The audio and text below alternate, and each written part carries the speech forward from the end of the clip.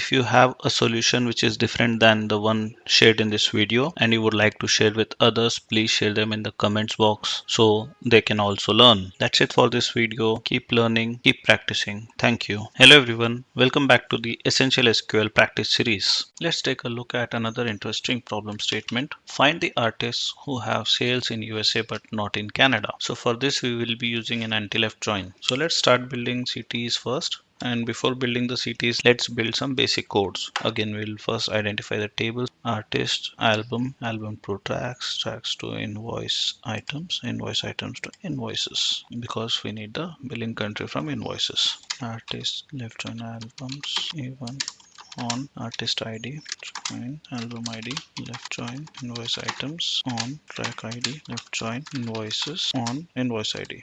Now what do we need is we need an artist name, then we will say where billing country was USA. So we got all the artist names who have some billing in the US. Let's group by to have artist name only once, so we can see all the artists who have sold in the US. Now build a city and we will use similar for Canada. The only change here will be Canada. Let's start building our final solution now. So for that we will first say left join Canada sales on artist name where c.artist name is null.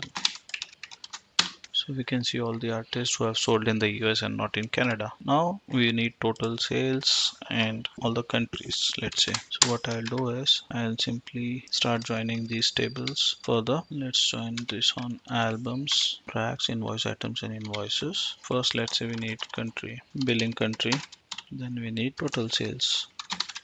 So since we don't have artist ID here, now we are getting this error. We'll simply add artist ID